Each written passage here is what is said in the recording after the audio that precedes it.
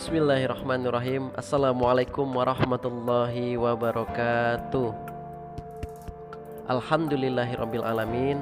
Pada kesempatan yang berbahagia ini, kita masih diberikan oleh Allah Subhanahu wa taala kesehatan dan diberikan oleh Allah Subhanahu wa taala nikmat iman, nikmat Islam, dan yang tidak kalah pentingnya diberikan oleh Allah Subhanahu wa taala nikmat kesempatan. Mister doakan dimanapun kalian berada, tetap dalam keadaan sehat dan tetap dalam keadaan semangat. Pada kesempatan kali ini, sebelum kita memulai pelajaran, bersama-sama kita melafalkan lafal basmalah. Bismillahirrahmanirrahim. Baik, mohon kiranya untuk disimak pembelajaran kita hari ini. Semoga apa yang kita pelajari pada kesempatan kali ini mendapatkan keridhaan Allah Subhanahu wa taala dan mendapat ilmu yang bermanfaat. Amin ya rabbal alamin.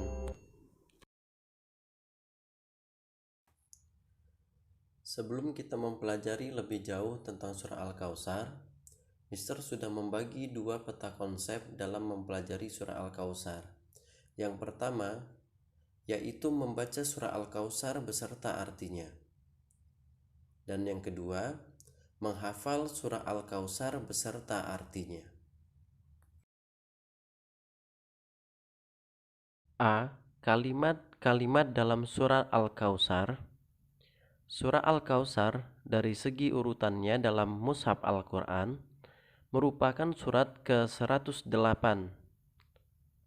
Selanjutnya, dari segi urutan diturunkannya kepada Nabi Muhammad SAW, surah Al-Kautsar ini merupakan wahyu ke-14. Surat ini turun setelah surat Al-Adiyat.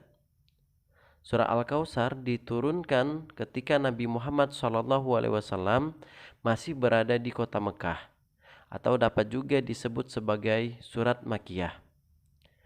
Surat Makkiyah yaitu surat yang turun sebelum Nabi Muhammad SAW hijrah ke Madinah. Al-Kautsar mempunyai makna atau arti nikmat yang banyak. Surah Al-Kautsar ini terdiri atas 3 ayat dan merupakan surat terpendek di dalam Al-Quran.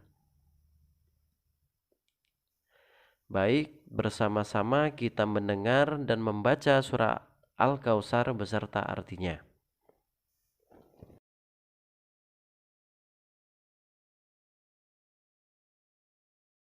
A'udzu billahi minasyaitonir rajim. Bismillahirrahmanirrahim. Inna a'tainakal kautsar fasalli lirabbika wanhar. Inna syani'aka huwal abtar.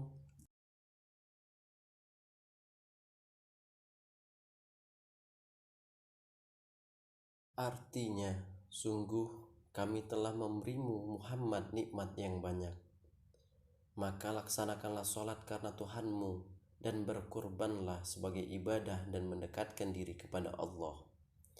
Sungguh orang yang membencimu dialah yang terputus dari rahmat Allah. Al-Kautsar 108 ayat 1-3.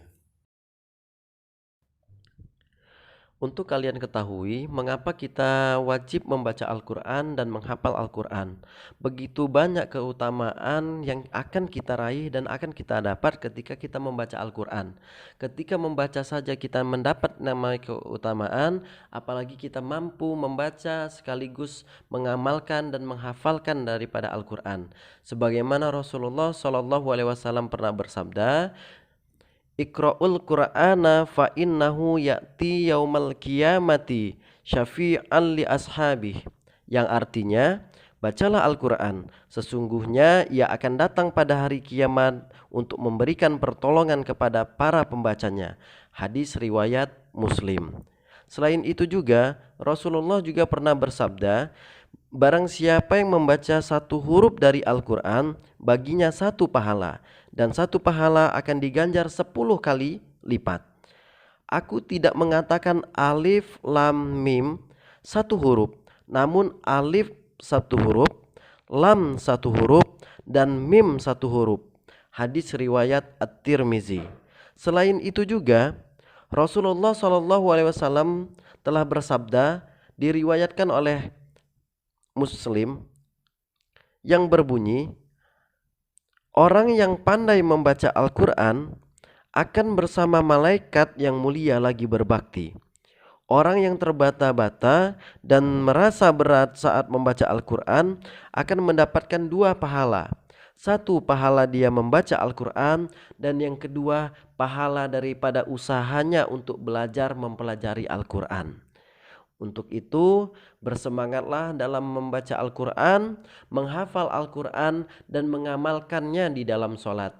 Semoga Allah Subhanahu wa Ta'ala memberikan pahala yang berlipat ganda bagi kita semua, para pencinta Al-Quran.